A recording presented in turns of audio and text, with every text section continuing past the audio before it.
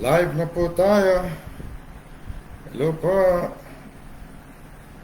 Live tayo guys. Live ulit tayo. Hello. Ganyan pa rin simula yata. Hello. Live na po tayo. Hello po. Pakipasa na ng mga link. Alam, meron na isa. Sino siya? Pakipasa lang po ng link natin dyan.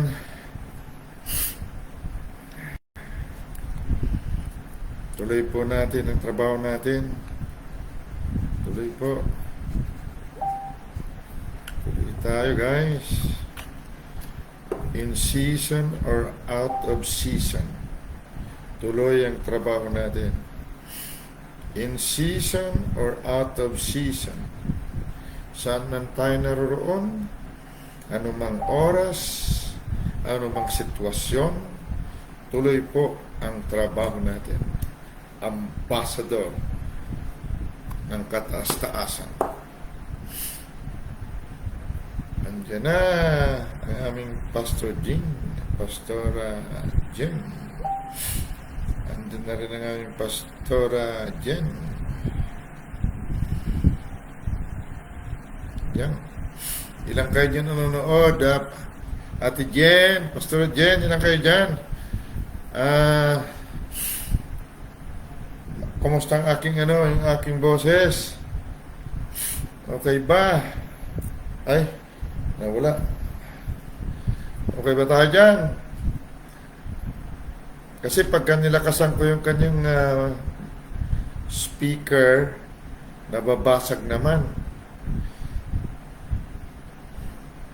Yan na, thank you sa pagpasa, Pastora Jen namin. Diyan sa Lagi, Asa, Cavite. Ate Jen, baka pwede mong ipasa. Okay pala. Bah, nandiyan Kuya Ryan namin Galing Andiyan rin ang aming ate ang pastoraan namin Okay.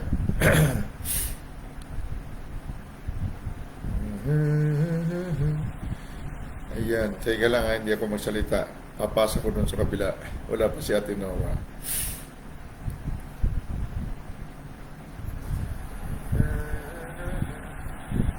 Ayan, teka lang hindi ako magsalita. Papasa ko doon sa kabila. Wala pa si Ate. May group chat kasi ako ng mga pastor dito na hindi kayo kasali. So, papasa ko lang dito para pumapanood nila tayo at mag-comment sila. Ano man mga reactions, naunawa naman natin. Ganyan po ang ating pinanggalingan din. Gusto ko pong saglit, kung maaring tapusin natin in 25 minutes, ay tapusin natin. Bago tayo magsimula, gusto ko pong tanungin ang ating sarili, ano po ang pangunahing layunin? Kaya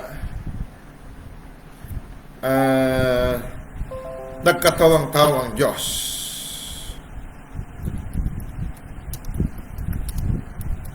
O bakit si Kristo ay dumating sa mundo?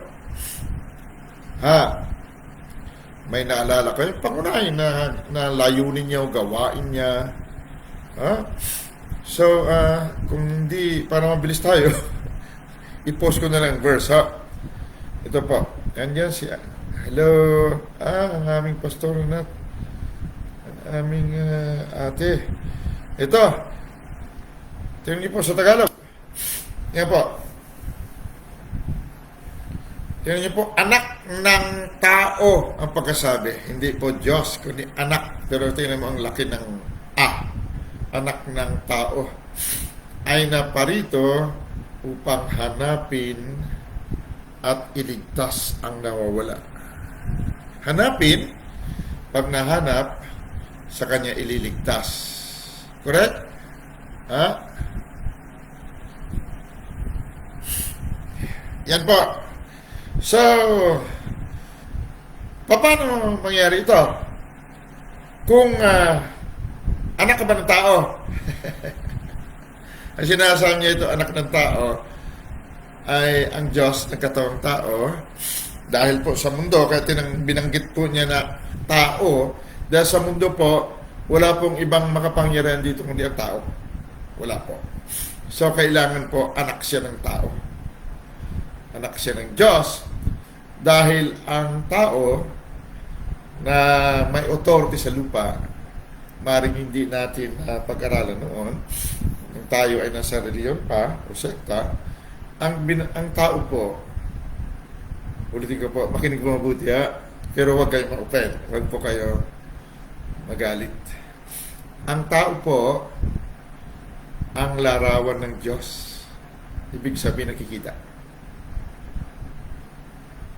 So, hindi pwede na dumating ang Diyos sa mundo na hindi siya nakikita. Wala po siyang karapatan. Ulitin ko po, hindi pwede na ang Diyos bigla na lang niligtas ang lahat ng nawawala o naliligaw. Kaya hindi siya nakikita. Labag po sa batas yan. Mismo siya ay batas kasi. Siya mismo ay prinsipyo o batas. So labag po sa batas yan. Ano? Kailangan nakita siya, naririnig siya, nahihipo siya para magawa niya. Dahil hanggat ang Diyos ay hindi po nagkatawang tao, hindi po siya makarelate sa mundong nakikita. So, ang layunin ng Diyos sa pagdating sa mundo o para makita siya ay magligtas ng mga nawawala. Hahanapin daw at magligtas. So, pag-usapan natin, dahil ito po ang pangunahing trabaho ng anak ng tao. Hindi po yung nagkukumahog tayo, hindi naman masama mag-aral, magpapakadalubasa, ano po, hindi po masama. Dahil dito sa mundo, kailangan po natin talaga ang ayon sa sistema ng sanlibutan, lalo na sa mga kumpanya at mga kamalayan nila, hindi po pwede wala kang qualification. So, paano naman ang walang qualification o hindi po katanggap-tanggap ang kanyang pinag-aralan? Paano po yan? Paano mga hindi nag-aral? Paano hindi marunong English? Paano ang mga hindi naman makabasa? Dahil nung sila'y bata pa ay wala silang karapatan o wala silang kakayanan. O wala silang pagkakataon marahil. So sabihin na ang Diyos ay hindi po parehas. Hindi po parehas ang Diyos. Patunayan natin, hindi ko po sinasabi huwag kayo mag-aral. Kung may pagkakataon po, mag-aral kayo. Lalo na salita ng Diyos. Tulad itong ginagawa natin. Okay? So, patunayan natin na kung wala ka ng pag-asa mag-aral pa dahil medyo may edad ka na, may mga anak ka na, may apo ka na, at sasabihin wala na pag-asa. No. Hindi po nakabatay kasi ang Diyos sa karunungan ng tao. Ang karunungan ng tao ay tawag niya kamangmangan lamang sa Kanya. Alright? So, tingnan natin qualification. Ito ang trabaho natin pangunahin. Ulitin ko po. Ito ang una-una nating trabaho kapag tayo naging Kristiyano. Kapag tayo naligtas. Ang ating larawan ay anak ng tao. Okay? So, ulitin natin. Basahin po natin ang talata na ito. Sapagkat ang anak ng tao ay naparito upang hanapin at iligtas ang nawawala. Anong nawawala? Tao lang bang nawawala, kapatid? Sa palagay mo? Tao lang ba nawawala? O kayamanan din ng tao nawawala? ang authority ng tao nawawala din. Ang kanyang katayuan nawawala din. Ang kanyang relasyon nawala din. Sinasabi ng relasyon sa Panginoon. Kaya hanggat hindi naging anak ng tao, ang tao, hindi naligtas ang nawala, lagi na lamang tanong ng Diyos sa atin ay ang una-una niyang tanong. Una-una niyang tanong. Mababasa mo sa Genesis chapter 3. Nasaan ka naroon? Ibig sabihin, nawawala pa rin. Kapag nawala tayo, take note, pag nawawala po tayo, nawawala po ang lahat ng mabubuting bagay. Dahil tayo po ang simula ng mabuti at pawang mabuting bagay. Ulitin ko pa, hindi porke marami tayong pera, mabuting bagay na yon. No, hindi po. Maraming pera na itong pera pa ang nagbulid sa kanila sa pagkawala. So, pagdating ng dilubyo, pagdating po ng kalaban, wala pong kalaban-laban ang mga nawawala. Dahil lahat po ng nawawala, hawak po sa liig ng Diyos ng sanglibutan. Hindi po ito nakabatay sa anumang material. Ito po ay pagkatulog ng ating tunay na katauhan. Pag natulog po ang katauhan natin, nawawala po tayo, nasa kadiliman tayo. So kailangan nating hanapin. Matindi paghanap ng Lord. Huwag mo sabihin hindi kanya nakikita, no? Kikita tayo ng Lord, Pero ang paghahanap na sinasabi ng Diyos ay nasa ilalim ka ng malalim na kadiliman. So ito'y paghahanap ng Diyos, kapatid. Hindi ito paghahanap ng tao lamang. Okay? Ito sinabi niya, anak ng tao, pumunta siya rito para hanapin, bungkalin ang kadiliman, hukayin tayo mula sa patay. Alright? So, tingnan natin. Ito pangunahing trabaho. Pag natutunan natin ang trabaho na ito, lahat ng trabaho, lahat ng ginagawa natin, sasakupin ng trabaho ito. Ito yung sinasabing, ang tunay na blessings, ang tunay na biyaya, ay walang worry, walang pigati, ayon sa Proverbs. Okay, so tingnan natin. Isang talata lang ating pag-uusapan siguro, para makuha natin ito. Right? Pakinggan mabuti guys, gusto niyo po ba makaahon talaga sa kahirapan? Makaahon sa lahat ng pigati, makaahon sa lahat ng kakapusan. Gusto niyo ba? Palagay ko naman, gusto niyo, no? Simple lang naman ito, walang kahirap-hirap eh. Ang puhunan lang natin maniwala. Maniwala lang po ang ating puhunan. Okay. John 3:16. Tiyan natin. 1:3-16. King James Version tayo muna. For God so loved the world that He gave His only begotten Son, that whosoever believeth in Him should not perish but have everlasting life. Basahin ko po uli at palitan ko ang isang word. Tingnan mo kung nandito yan sa King James Version. For God so loved the world that He gave His only begotten Son, that whosoever have faith in Him should not perish, but have everlasting life. Tama ba ako ayon sa pagkasulat o hindi?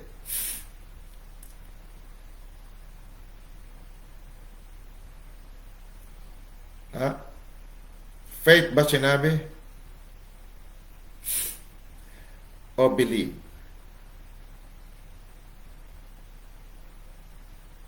Believing ba? Or faith? So, tingnan sa Tagalog. Gayon na lamang ang pagsinta ng Diyos sa sanglibutan na ibinigay niya ang kanyang bugtong na anak upang ang sino man sa kanya'y sumampalataya ay huwag mapahamak kundi magkaroon ng buhay na walang hanggan. Sumampalataya sa Tagalog, hindi po masama. Pero sa King James Version, lalo sa karamihan ng talataan ng versions, believe it in Him. Hindi sinabing believing Him. Maniwala sa Kanya. Sa Tagalog, sumampalataya. Sabi niya, upang ang sino mang sa Kanya'y sumampalataya. Pwede natin sabihin, upang ang sino man sa Kanya'y maniwala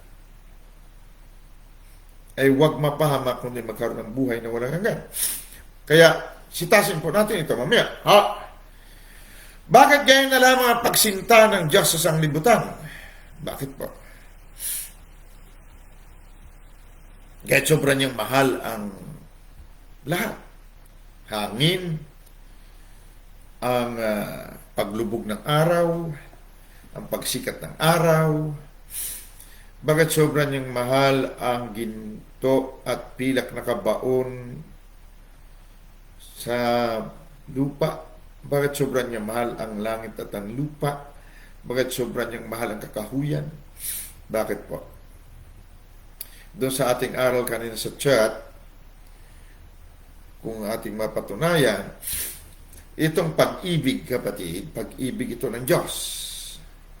Hindi ito pag-ibig ng tao. Napag-aralan natin ang ilang pag-ibig yun. 7 pag-ibig na meaning sa Greek. Ito yung pag-ibig na agape. Ito yung pag-ibig ng Diyos. Sa pag-ibig muna tayo, ganda lang pag-ibig niya sa sanglibutan. Kasama na tayo doon, siyempre. Okay? Dito sa Kolosa, bago po tayo patuloy, tunan natin sa Kolosa 1:15. Ito ang anak ng tao, si Kristo Jesus. Siya po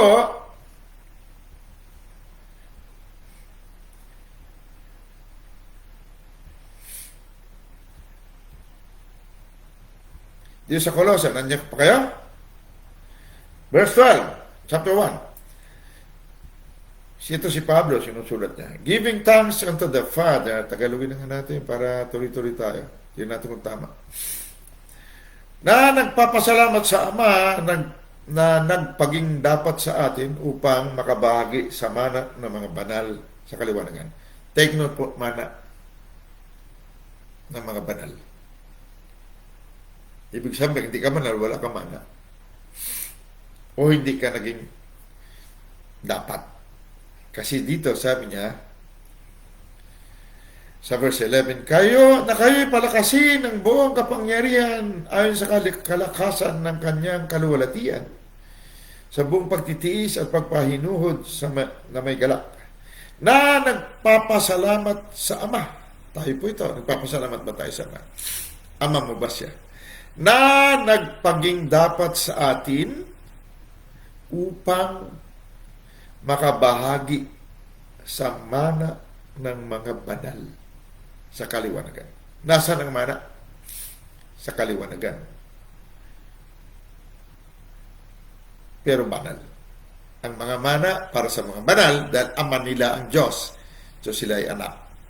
So, sino talaga tagapagmana? Makabahagi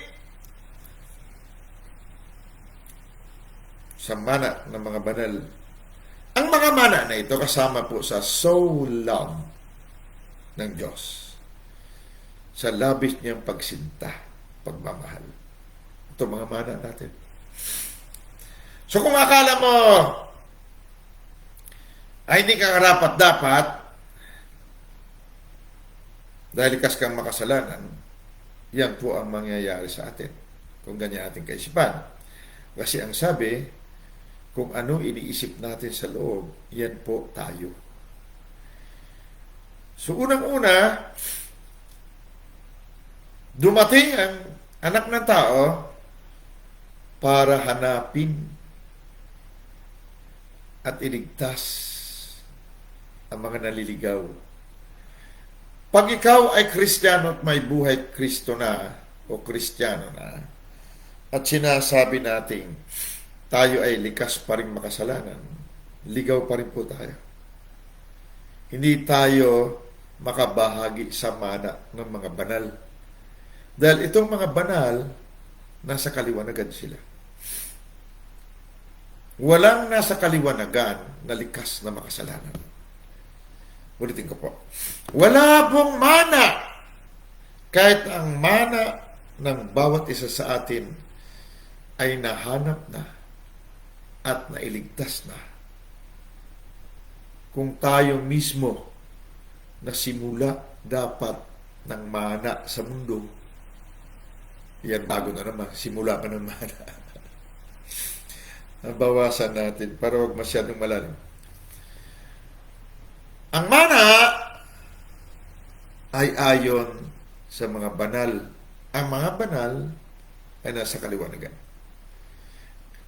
Ang kabanalan sang-ayon sa iniisip ng puso. Kawikaan 23:7, kung ano ang iniisip niya sa loob niya, sa puso niya, ay ganyan siya. So kung iniisip natin, likas tayo makasalanan, pero kandara pa tayo sa trabaho, kandara pa tayo pumasok sa ministry. Ang gabi ginagawa nating araw, ang araw ginagawa nating gabi sa ministry. Take note. Pag inisip mong likas kang makasalanan, maghihirap ka. Kahit na ano pa. Paghihirap mo sa pagnegosyo, pagtrabaho. May pera ka. Oo, maring hindi ka kinakapos sa pera. Pero para kang ibon na nakadesign lumipad, pero hindi ka makalipad. Malungkot ang buhay mo sa mundo ito. Okay? Alright. So verse 12 na tayo. Verse 13. Na siyang nagligtas sa atin sa kapangyarihan ng kadiliman at naglipat sa atin sa kaharian ng anak ng kanyang pag-ibig. Anak ng kanyang pag-ibig. May anak palang kanyang pag-ibig. Ang pag-ibig pala ng Diyos, nanganganak. Tinapos. Who has delivered us from the power of darkness and has translated us into the kingdom of His dear Son. Yan sa Tagalog. Anak niya. Pag sinaming pag-ibig, may anak pala. O kaya, dear Son naman nakalagay sa King James Version. In whom we have redemption through His blood, even the forgiveness of sins. Take note. In whom we have redemption through His blood, even the forgiveness of sins. Pinatawad ka na ba, kapatid? O likas ka pa rin makasalanan? Na siyang kinaroonan ng ating katubusan. Saan naroon ang katubusan na? Na siyang kapatawaran ng ating mga kasalanan. Saan daw ang kapatawaran ng kasalanan? Sa Kanya. Kung wala ka sa Kanya, marumi ka, kapatid. Hindi ka bago nilalang. Alright? Wala tayong karapatan sa mana. Hindi tayo banal. Okay? Verse 15. Na siyang larawan ng Diyos na di nakikita, ang panganay ng lahat ng mga nilalang. Take note. Panganay ng lahat ng mga nilalang. The firstborn of every creature, lahat ng nilalang, siya panganay. Ang mana ba nilalang ng Diyos? Ang iyo bang kailangan 30,000 buwan-buwan nilalang ng Diyos? Ang ginto at pilak ba nilalang ng Diyos? Ang kayamanan ba sa mundo nilalang ng Diyos, ang ginto at pilak? Ang buong mundo ba nilalang ng Diyos? Now, tingnan mo sa verse 15. Unawaan natin isa-isa, ha? Siya daw ang pangalan ng lahat ng nilalang. Kung ang mana, kayamanan, pera, ginto at pila ay nilalang, si Kristo po ang panganay. Kung walang panganay, walang sumunod na kapatid. Pero pwede mo bang sabihin ng lahat ng nilalang kapatid ni Kristo? Panganay daw siya. Magulo isipin, ano? Pero yan nakasulat. Sabi nila, firstborn of every creature, o Tagalogin, Englishin natin. Firstborn of every creature. Bakit? Verse 16. For by Him were all things created, that are in heaven and that are in earth, visible or invisible. Kita mo yan, ha? Whether they be thrones or dominions or principalities or powers, all things were created by Him and for Him. Verse 17, and He is before all things, and by Him all things consist. Tagalog, baka hindi nyo maunawaan. Verse 16, sapagkat, sana tama ito Tagalog, sa Kanya nilalang ang lahat ng mga bagay sa sangkalangitan at sa sangkalupaan, ng mga bagay na nakikita at mga bagay na di nakikita, maging mga luklukan o mga pagsakop o mga pamunuan o mga kapangyarihan. Lahat ng mga bagay ay nilalang sa pamamagitan niya at ukol sa Kanya, at siya'y una sa lahat ng mga bagay. Ang lahat ng mga bagay ay nangabubuhay dahil sa Kanya. Sa King James Version, ganito pagkasulat ulit. And sa verse 17, and He is before all things, and by Him all things consist. So, kung ating unawaan ito, mula sa verse 16, ang ibig niya sabihin, kung wala siya, itong mga bagay, itong lahat ng bagay ay ligaw, nawawala. Verse 17, basahin natin sa International Version. He Himself existed before anything else did, and He holds all things together. Bakit? Sabi niya, by Him all things in heaven and on earth were created, things visible and invisible, whether they are kings, lords, rulers, or powers. All things has been created through Him and for Him.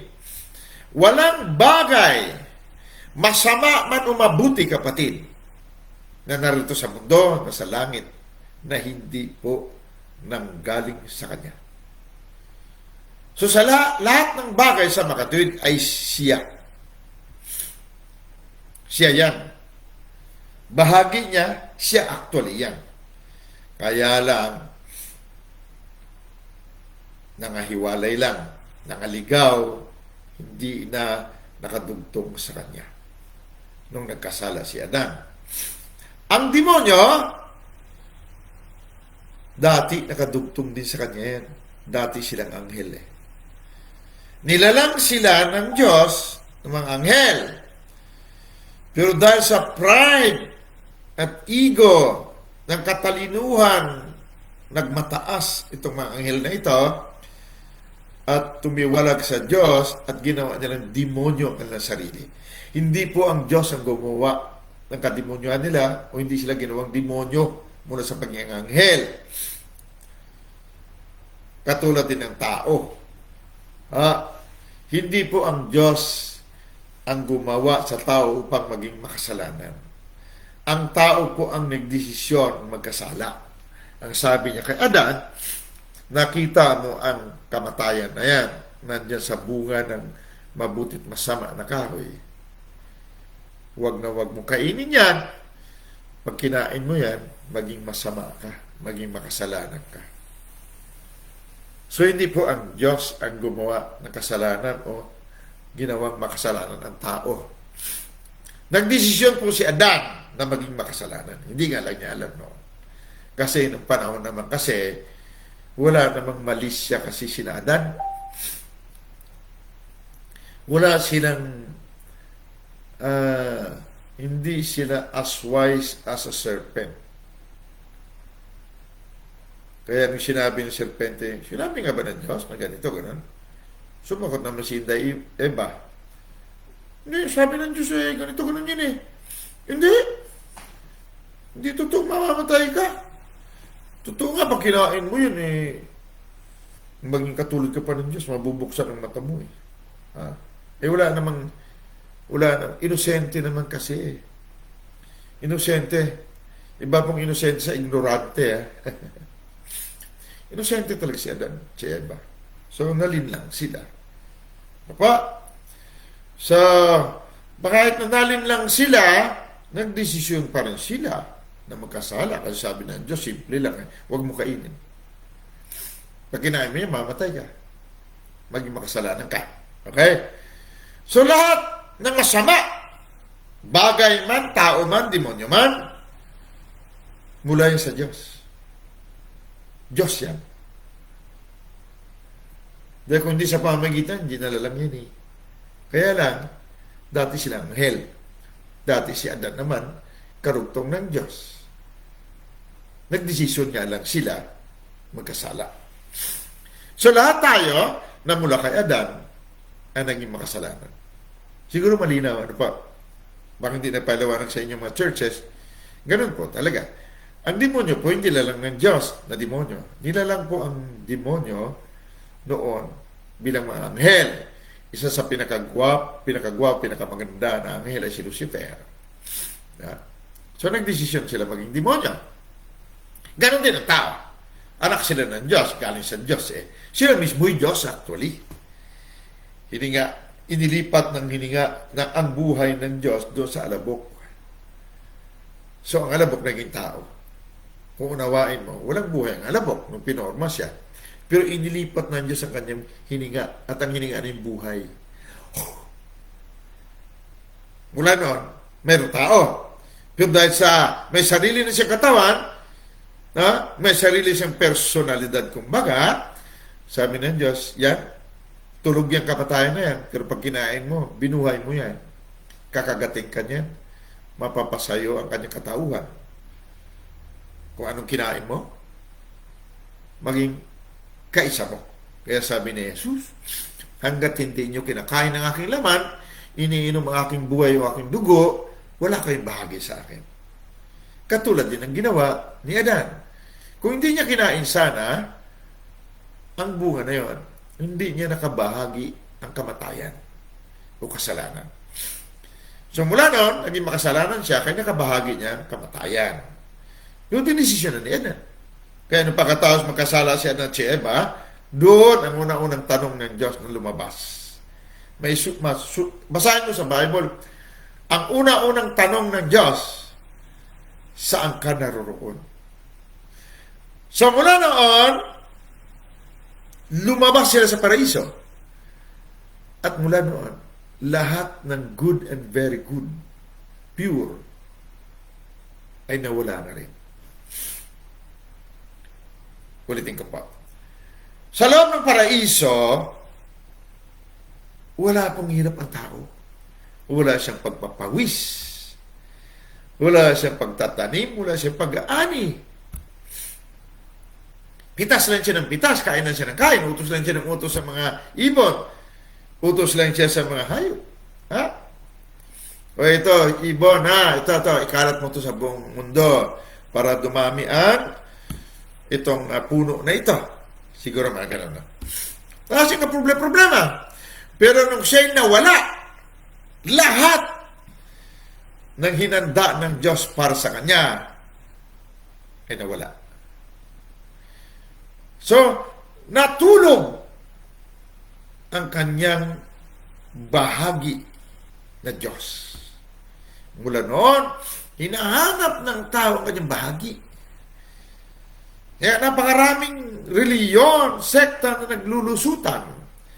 Dahil ang nag-pioneer, nag-invento ng mga sekta na ito, reliyon, ay naghahangad na makita, matagpuan niya kanyang sarili na Diyos. So gumawa siya ng Diyos-Diyosan, kung ano-ano man. Para yun ang masamba niya. Napupunahan niyo ba? Ganun ang tao. Kasi may nawala sa kanya. Hindi niya alam, natulog ang nawala. So dumating ang anak ng tao para hanapin.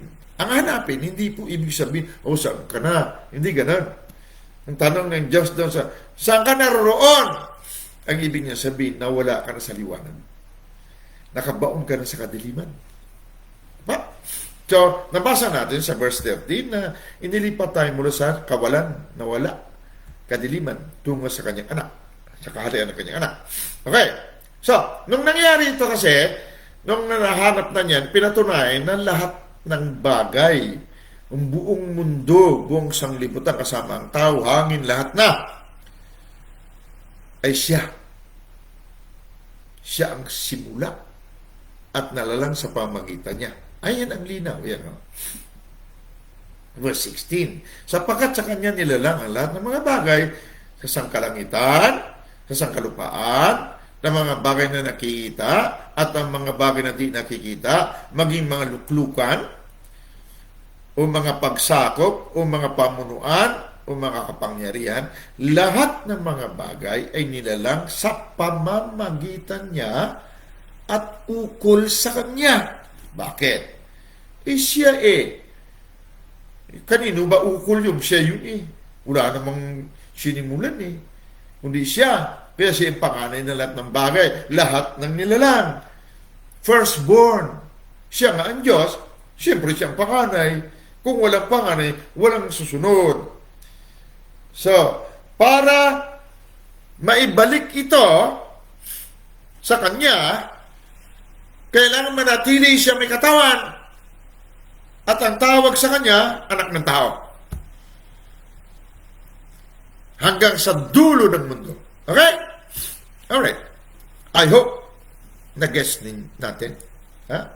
Simplihan natin, simplihan. Pero hindi natin unawaan kaya simple kasi medyo taliwas ito sa ating nakagisnan Alright, so malinaw.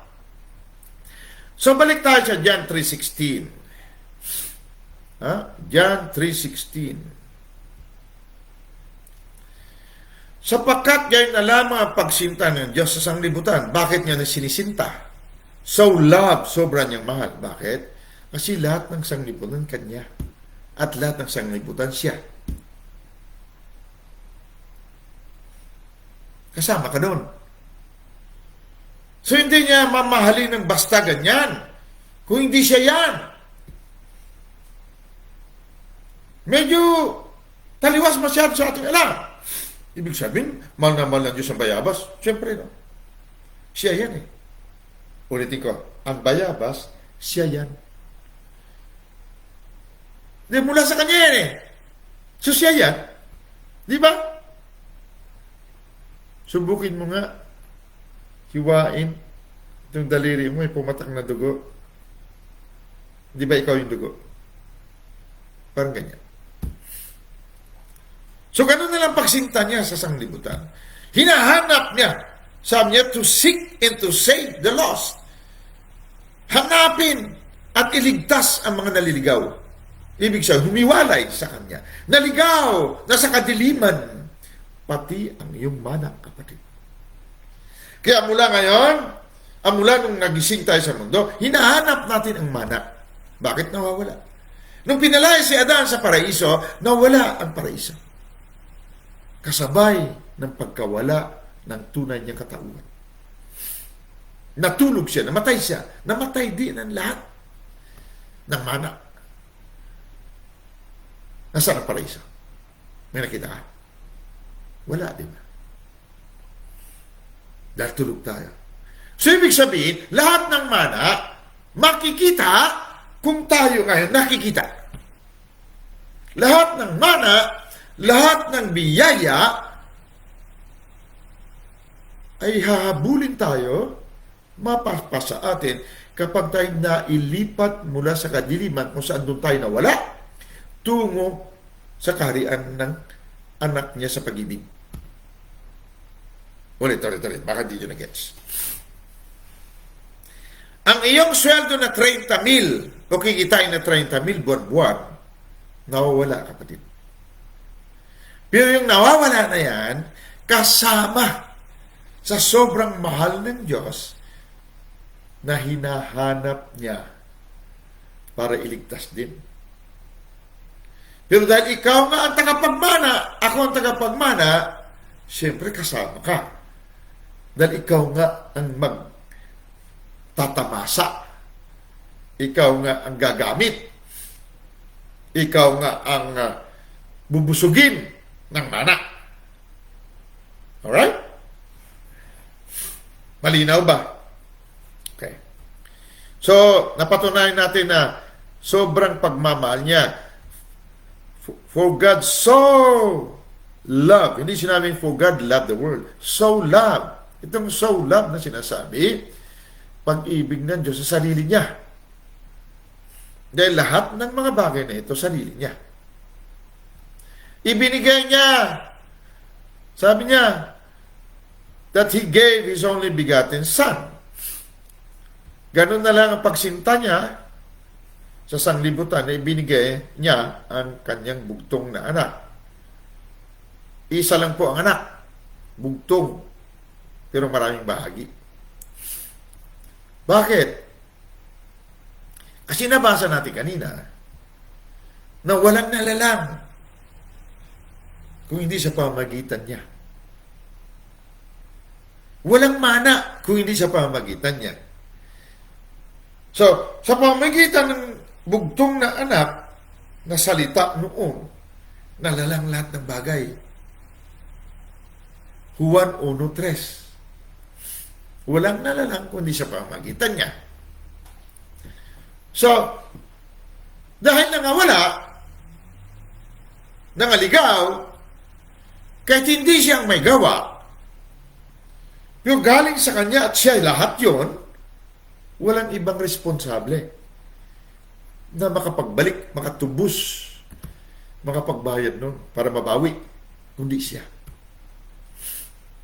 Walang iba. So, kailangan niya gawin ito sa pisikal. Pero pinaslang na siya bago palalangin ang mga bagay na ito. Revelations 13 verse 8. Bago pa ang mga sanglibutan na ito, pinaslang na ang kordero ng Diyos. Dahil may prinsipyo ng Diyos, may batas. Lahat ng nakikita ay magmumula sa hindi nakikita na siya. So, lahat ng nakikita at hindi nakikita, siya yun. Hindi lang natin napagtanto noon. Alright? So, sino ang may karapatan o may obligasyon para ito ay kanyang tubusin ang buong sanglibutan? Hindi pwede sabi niya, ay, hindi po ako. Yung anghel po, ama. No. Pati ang ginto at pilak na mamanahin natin na ating mana, ang paraiso natin, ay siya yun. So, walang ibang command responsibility kundi ang bugtong na anak. Nangawala lahat ito, sagutin mo to. Kahit hindi siya may gawa ng kasalanan, ng pagtiwalaan, siya pa rin po ang may gawa. Ulit. Yung pagkakasala ni Adan at ni Eva, ang bugtong na anak ko ang may gawa. Ina muna tayo. Medyo hinga kayo malalim. Ulitin ka. Lahat ng pagtitiwalag ng tao, lahat ng pagkawala ng paraiso, ng mana ng tao, ay si Kristo ang may gawa. Bakit? Ang tao, lahat ng sanglibutan, langit at lupa, ay nagawa sa pamamagitan niya. At siya daw lahat yun. So kung ang kalikasan, ang langit at lupa tumiwalag sa Diyos, ang tao tumiwalag sa Diyos, at lahat ng ito'y siya, so sino ang nagkasala? Di ba si Kristo? Ang bugtong na anak. Correct? Kaya, doon sa krus, napatunayan na siya lahat yun. Diyos ko! Diyos ko! Bakit mo ako pinabayaan? Bakit mo tinalikuran? Sumigaw si Jesus doon. Nang sigaw mo, sigaw ng buong sanglibutan. Pati mana mo. Sinigaw niya doon. Ibig sabihin, pagkatapos ng trabaho niyang yon, pag-angkin niya ng responsibilidad, dahil lahat siya yun. Ang pagkakasala ni Adan at ni Eva, siya may gawa. Bakit? Si Adan at si Eva ay siya. Hindi nga siya gumawa. Kundi babahagi nga siya. Yang leadership, ganyan po. Sabi niya, higit pa sa nagawa ko, gagawin ninyo. Tuwag-tuwa ang leader. Pag nagawa nyo, higit kaysa nagawa niya. Ang teacher po ganyan. Kita ang mga teacher natin, hindi na mayayaman. Kung tingnan mo estudyante. Tatawag sa kanya, papadala ko, ma'am, salamat po. Kung hindi dahil sa inyo, hindi ko po narating ang bagay na ito. Kagandang utang na loob ng estudyante.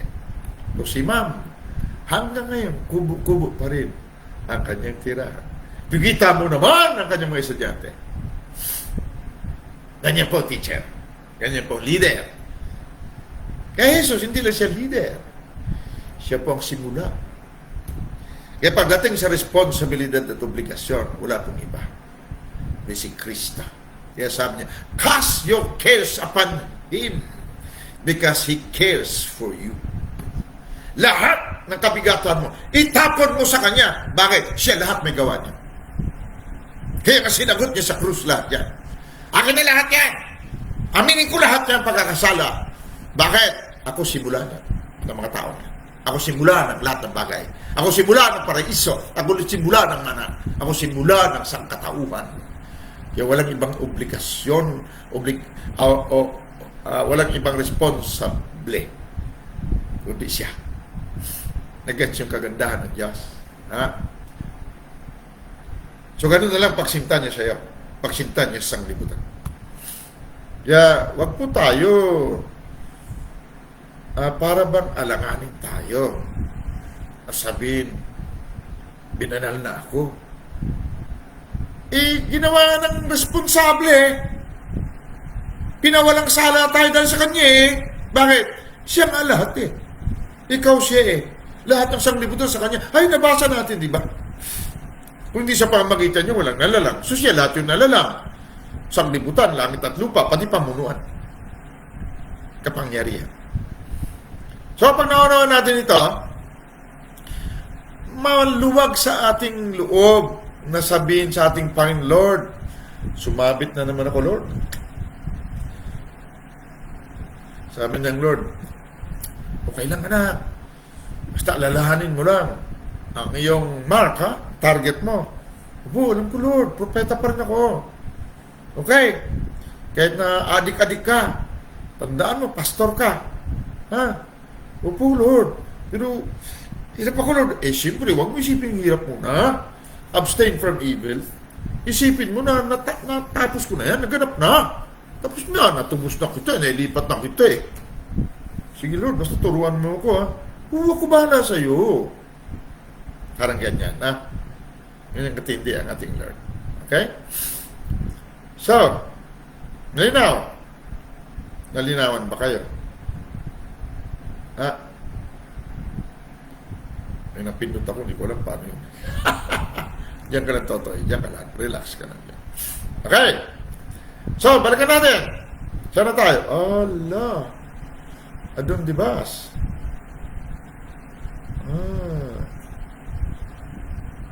Awanti. Kung tayo, i-post nyo nga dito, John 3:16. Diyan lang tayo magbaban. May napindot ako at hindi na, ano siya, hindi na, pag kinlose ko ito, mamamatay. Okay. So, John 3:16. Pag-i-post nyo naman. Tapusin na natin. Anong oras na ba?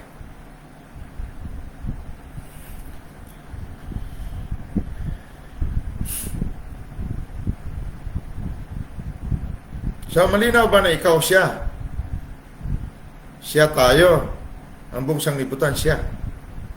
Kaya kung maunawa natin ito, naging simple ang lahat. Hindi mo pa pwede sabihin na, ay, hindi ako rapat dapat. Ano hindi ka rapat dapat? Hindi naman talaga gumawa ng kasalanan ko eh. Kapatid, siya nga responsable. Wala ka nga kung wala siya eh. Nothing was made that was made. Walang nalalang na dapat lalangin. O walang lalangin na dapat nalalang. Paano ba? No? 1:1:3. Yeah. So kung nalalang tayo, ibig sabihin na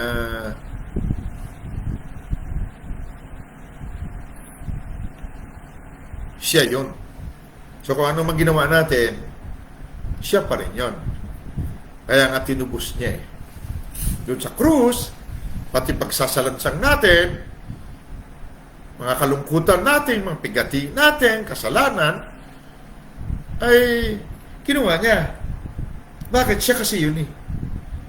Yung kalungkutan mo siya, kaya ka nalulungkot, napasok ka sa kadiliman, siya rin yung pumasok sa kadiliman. Dahil wala namang ikaw kung hindi sa pamagitan niya eh.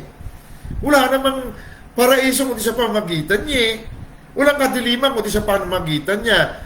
Nag-decision si Adan. Magkasala. Pero siya pa rin yan. Wala namang anak kung wala siya. So in short, pagdating ng tamang panon, sabi niya, Ama, panahon na. Okay, baba ka doon na. Ikaw ang nakikita. Ako! Na? Para hanapin mo lahat ng nawawala at iligtas. So, sabi niya rito, for God so loved the world that He gave His only begotten Son. So, naunawa natin ang love, naunawa natin ang begotten Son. Okay? Nag-iisa lang. Wala po. Hindi nakikita at nakikita na hindi begotten Son. Siya yun. Nagkaroon nga lang ng ibang hugis, ibang anyo, ibang itsura, pero siya yan. Ha? Huwag ma-open ng iba. Isip-isipin muna natin. Sayang din man kung di natin pag-isipan ito eh. Kung ngayon ko lang narinig eh. Ha? So, sinong responsable? Siyempre siya, no? Siya. Siyempre, no? Bawa, anak ko yan eh. Galing sa akin yan. DNA ko yan eh. Ang kasala. Hindi, sinong responsable? Minor anak ko, siyempre ako yan. Sagot ko yan. Akin yan. Kaligayahan ng anak ko, achievement ng anak ko, sinong una-unang nagagalak? Di ba nga magulang? Ang pinanggalingan. Parang ganyan kasimple. Anak mo bang, mahal mo ba anak mo? Gaano mo kamahal ang anak mo? Di ba, minsan nga yung mga ina, baby pa lang ang anak nalagnat. Hindi nga makapagsalita. May halos convulsion na. Naku, parang tinatakpan ng langit ang ina. Oh, Lord, sana ako na lang. Sana ako na lang. Unang baby ko. Di ba? Ganun. Sasagutin mo lahat. Yan ang ginawa ng Diyos. Siya na lang nagbata. Siya lang namatay para sa iyo, sa akin. Siya namatay. Nagbuhos ng dugo para sa anak mo. Paraiso mo. Paraiso ko. Okay? So, malinaw. Pag-ibig, saka bigatin sa. Lahat bigatin siya niyan. Galing sa kanya. Okay? That whosoever believeth in Him, sino man maniwala sa Kanya. Ngayon, yung dalawang yon na pinalawang natin, pag-ibig, sobrang niyang pag-ibig, sobrang niyang mahal. Bakit? Lahat yan siya. Ikaw ay siya. Siya panganay ng lahat ng nilalang. So siya panganay, no? Wala nga naman din niya mahalin nyo. Lahat yun, eh. Manggaling sa kanya, siya panganay, eh. Ikaw, panganay mo siya, eh. So pag naunawa natin yan, siguradong maniniwala tayo. Whosoever believeth in Him should not perish. Hindi mapapahamak. Bakit? Napahamak na nga siya, eh. Hindi lang basta pahamak, kapatid. Alam mo ba na si Kristo Jesus, hindi kayang patayin. Hindi nga siya pwede hawakan ng sundalo, eh. Nung akma siyang hawakan, nakatumba sila lahat, eh. Kasi sa sobrang kabanalan niya. Gusto siyang patayin, bato hindi dumaan sa gitna nila, eh. So, nung panahon na, naangkinin niya ang lahat ng responsibilidad. Dahil lahat yan, ikaw at ako, lahat ng mana, langit at lupa, siya yan. So, responsable siya. O sige na, panahon na. Okay, hawakan niyo na ako. Sabi niya, huliin niyo ako. Ito naman si Kuya Pedro, galit. Lalapit yung assistant ni pastor, ni father. Kumuha ng tabak niya. Puh! Tigpas.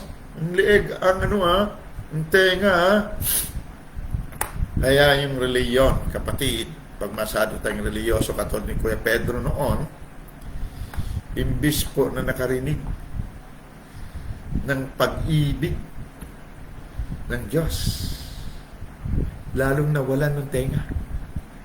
So, anong ginawa ni Jesus? Isa yan sa mga nawawala, yung mga reliyoso. Ginawa niya. Binalik. O, tapos sabihin mo, sugatan, mapatay mo.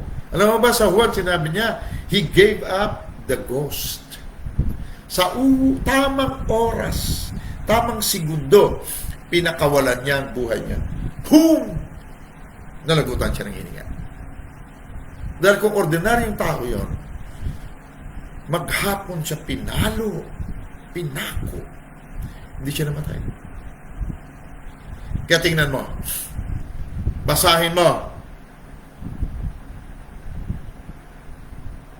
kung gaanong hirap ang ginawa kay Kristo. Pero hindi siya basta namatay. Dahil hinintay niya ang tamang oras. Lahat, pati oras, tinubos ni Kristo. Makatanda-tandaan natin, kapatid. Kaya in season or out of season, kanya yan. Mag-preach ka. Oras man o wala. Preach ka, kapatid. Bakit? Lahat ng oras tinubos ni Kristo.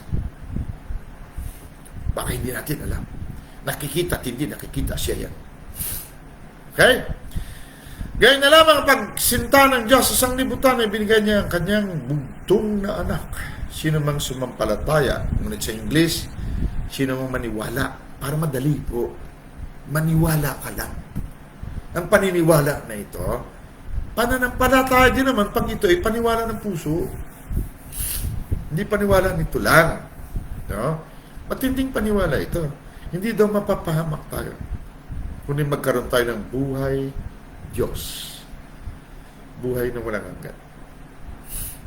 So, pagka nagkaroon na tayong buhay na walang hanggan, sabi ni Jesus, lahat ng kapangyarihan sa langit at sa lupa ay binigay niya sa akin. At dahil sa naniwala ka na ako ikaw, ikaw ako, lahat ng mana mo akin, at ako rin, sabi niya, humayo ka. Dahil ang tinanggap mo, kapuspusan mo. Ako ang panganay na kapatiran, at ngayon wala na akong buto at laman, dahil kita ko sa Ama, magpasalamat kayo. Dahil kung hindi ako aakyat hindi ako dadami. Wala akong mga buto at laman na mga anak ng tao. So ngayon, ang una mong trabaho, sabi niya, humayo ka. Dahil dito sa kapangyarihan na ito, na panganay tayo ng lahat ng bagay nakikita at hindi nakikita, lahat ng tao sa mundo, buong bansa, lahat ng bansa, ay pagpapalain. Dahil sa iyo, ang ibig niya sabihin, sa mundong ito, walang panganay, walang simula, kung hindi ikaw at ako. Dahil tayo na ngayon, ang may buhay ng panganay, ang buhay nating Kristo. Pag nahayag ang buhay Kristo na ito, mahayag din si panganay ang kaluwalhatian.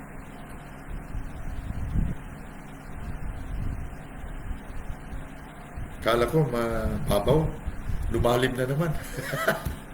Pero yan ang totoo, kapatid. So, magpapakahirap ng trabaho, negosyo. Pero, ang una nating trabaho, to seek and to save the lost, ay hindi natin nagagawa. So, paano ang unang trabaho? Abay, umpisahan mo sa pamahay mo. Umpisahan mo sa kapitbahay mo, no? Sabi, humayo kayo. Eh, doon pa lang sa pamahay natin, bagsak na tayo eh. Kung hindi tayo marunong. Ha? So, paano tayo makahayo sa kapitbahay? Ha? Yung katabi mo mismo, mahalin mo, sabi niya, kapitbahay mo, katulad ng sarili mo. Bakit? Ikaw nga yun eh. Dahil ikaw na nga ang panganay, dahil ikaw nang tumanggap ng buhay na walang hanggan eh. So siya, sunod lang siya sa'yo. Kaya sabi, ang asawa na hindi mananampalataya ay binanal. Dahil sa asawa na mananampalataya, kung hindi ganyan, sabi niya, ang inyong mga anak ay may dungis, pero dahil dyan sa prinsipyo na ikaw ang panganay, ang mga anak mo, binanal. Basahin mo. Unang Korintos 7:14. Alam mo, simple-simple lang mga panalita, pero malalim, maganda. Meron mo, mga anak ko pala banal? Bakit? Naniwala ako eh. Na for God so loved the world eh. At ako ngayon ang kanyang larawan. Ako ngayon ang kanyang buto at laman. At ako ang buhay niya sa mundo ito. So ito mga anak ko pala banal. Pag banal, hindi kaya tabla ni COVID, hindi kaya tabla ng kahirapan. Bakit? Ang mga banal may mana. Nakita niyo kanina? Nabasa niyo? At ang mga banal nasa kaliwanagan. So, paano makuha ang mana mo? Busy ka sa negosyo, busy ka sa trabaho. Magtatrabaho tayo, kapatid, ha? Katulad ko, magtatrabaho ko. Pero alam ko kung anong pangunahin natin trabaho. Kaya ito sabi niya, seek first the kingdom of God, and all these things shall be added unto you. Hanapin mo muna ang paghahari. Ang paghahari, maging panganay. Hanapin mo muna. At ang lahat ng yan, dadagdag lang sa'yo. Yan, no problem yan. So may pangunahin tayong trabaho. Ang unang trabaho, humayo. Bukas, pag-aralan natin paano ang pag-baptize. Pero magsimula tayo siya down to 16. Okay pa? Naku, napahaba yata na aking okay. Alright, so i-wrap up natin. Yan 3:16. O doon sa una nating talata. Ano ba yung una nating talata kanina? No? Yan na lang ang pagsinta ng sanglibutan, sabi niya. Okay? So, sabi niya, ang anak ng tao dumating para hanapin at iligtas sa mga naliligaw, nangawala, nasa kadiliman. Ganun ginawa doon na Genesis 1:2. Malalim na kadiliman. So, ang Spirit of the Lord nakalimlim sa kalaliman ng kadiliman. Saka nagsalita ang Diyos. Magkaroon na liwanag. Parang tayo ganun. Umayo. Magpakawala ng liwanag. Dahil tayo ay mga banal na sa kaliwanagan. Okay? So, una, pag nangyari na yan, kailangan, huwag tayo makalimot na ang lahat ng bagay, lahat ng tao, may pinanggalingan, may panganay. Kung sinong panganay, yan ang lahat ng bagay. Si Kristo Jesus. So, may responsibilidad siya. Lahat yan kanya. Kaya lahat ng gawa ng kanya, sagutin niya. Inosente sila noon eh. Pero inosente man sila, sagutin ko pa rin. Dahil ako, sila eh. Galing sila sa akin eh. Ako ang larawan nila eh. Naglalarawan sa akin sila eh. So, command responsibility, ako pa rin. Hindi nga lang naisulat sa Bible, pero nandiyan, unawain mabuti. So, malakas ang loob mo, Lord. Hindi lakas ang loob mo na patuloy na magkasala. Alam mo nang nasa kadiliman hindi mo makuha yung bana. Kailangan tuloy ka dun sa liwanag. Tuloy tayo sa liwanag. Minsan, sumasabit pa rin. Kapasok sa liwanag, Lord. Oh, I plead the blood of Jesus. Okay, anak. Okay. Usap tayo mamaya. O kahit ngayon, usap tayo. Oh, Lord, sorry. Alam ko na. Pero, patututo ka dyan. Okay po. Kinabukasin, inulit-muli. Sabi niya, huwag kang magalala. Wala nang paghatol sa'yo. Natulad na ako No? Pinangwalang sala ka na Tuloy ka dun sa kataon na walang pinangwalang sala. Para lahat yan, kaya mo. Sabi nga ni Pablo 3 beses niya iniling na alisin sa kanya Sabi ng Lord, hindi ko alisin niyo. Sapat ang banal na pagkahawak ko sa iyo at ang kapangyarihan ko naging makabuluhan lang dahil nakaya mo yan. Dahil mayroong kakahinaan na kakayanin. Kaya parang ganyan, So, naunawan ba natin kung paano kasimple, gaano kaluwag na lumapit, lumabas, pumasok kay Kristo? Dahil siya lahat may sagot. Kung naniwala tayo dito, sabi niya, hindi tayo mapapahamak. At mayroon tayong buhay na walang hanggan. So, dahil in His fullness, we receive ang kapuspusan yung tinanggap natin, kung anong binigay sa Kanya, nakapangyarihan sa langit at lupa, nasa atin na rin. So, dahil dito, sabi niya, humayo ka. Mangaral. Okay? So, yan ang una nating trabaho. Okay? So, simulan natin sa bahay, kapitbahay, sa barangay. Huwag yung mahiya tayo. Kaya kita mo, ang iba sa inyo siguro, ma-apply sa trabaho, hindi natatanggap. Ang iba ng negosyo, nalulugi. Bakit? Nahiya tayo sa una natin trabaho. Samantala, yun ang sinusunod ng lahat ng mana pag nagawa natin trabaho natin. Kasi tayo ng buto at laman. Ang tagapagligtas, tawag sa atin, saviors. Sabi niya, Obadiah 1:21, sabi, saviors will come up on the Mount of Zion. Okay? Alright. So, palagay ko malinaw yon kahit na sandali. I hope may time tayo magpaliwanag. Pero, okay lang, tapat na siguro yun magsimula. Mabago ng kaunti ang ating nakagisnan. Okay? Huwag yung puro na lang tayo dun sa wala na pagbabago na katuruan. Okay? Father Almighty, salamat po at natuto na naman kami at salamat na ikaw pa rin ang responsable maging sa aming kapalpakan, ikaw pa rin ang responsable. Kaya sabi mo, ibigay namin sa iyo ang lahat ng aming kabigatan. We cast all our cares upon you. Na sobra mo kaming mahal, kasama ng aming mana. Ama, salamat po uli at nagkaroon kami ng katibayan uli ng pagiging anak mo dito sa mundo. Father Almighty, Abba, Daddy, Holy Spirit, salamat po. And we give you back the thanksgiving, the glory, and the dominion. In the name of our righteousness and our life, the Holy One of your kingdom, Jesus Christ of Nazareth, and we declare, we are cleansed. Nilinis kami at patuloy kami nililinis ng kanyang banal na dugo in the blood of Yeshua HaMashiach. Rasente Rabasake.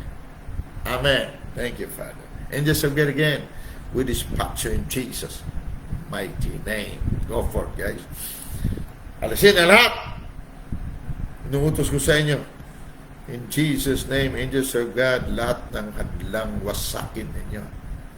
Lahat ng tulay para kami madaan at mapunta maligaw sa kadiliman. Wasakin ninyo in Jesus' name. I dispatch you. Amen. Guys, thank you. At may trabaho tayo. Medyo magdamag na naman. Ganun lang. Kung hindi sana magdamag, ang trabaho natin lagi, minsan kasi apektado rin ang puyat itong paging 33 years old natin. Kaya medyo hindi rin kabilisan. Pero pag uwi ko dyan, okay na tayo. Sama-sama tayong budol fight natin. Huwag kalilimutan. Tanda mo lang, I love you.